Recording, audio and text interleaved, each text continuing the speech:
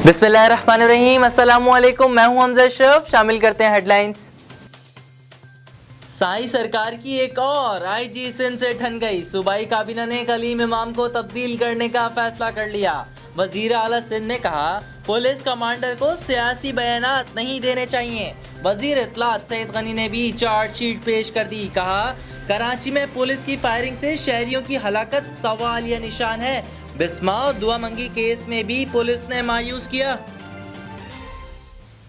कुरान, कस्में और कहर की बातें। शहरियार आफरीदी और राना सनाउल्लाह में से कौन गुनहगार है और कौन नहीं, पता लगाना है तो लॉटरी डाल लें।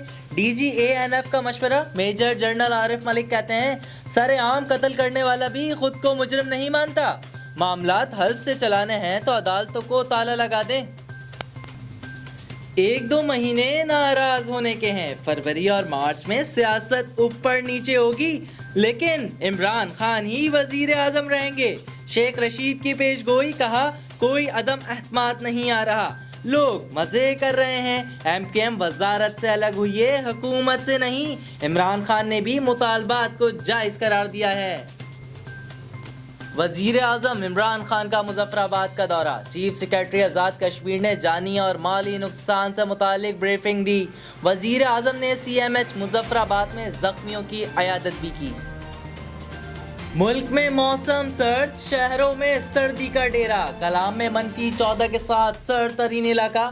स्कर्दू और कलात में -13। कोयटा में 10 डिग्री की सर्दी। कराची में भी ठंडी हवाएं। दर्जा हरारत 9 डिग्री रिकॉर्ड। इस्लामाबाद में 2, लाहौर और पेशावर में 5 डिग्री रिकॉर्ड किया गया। फिलहाल इतना ही। मजीद खबरों और अपडेट्स के लिए विजिट करें हमारी वेबसाइट csnlive.tv।